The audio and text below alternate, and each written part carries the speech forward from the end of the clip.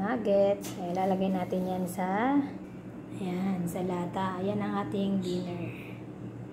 Ito sa akin, ito sa aking amo. So, ikakat natin tong nuggets para ilalagay natin sa lata. So, ayan guys.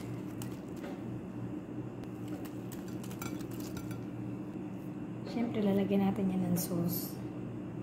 Lalagyan natin ng ranch at ng French salad dressing.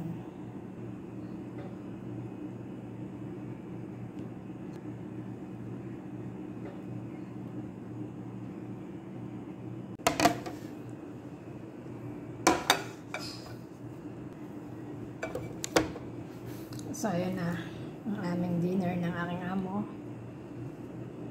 Yummy, yummy!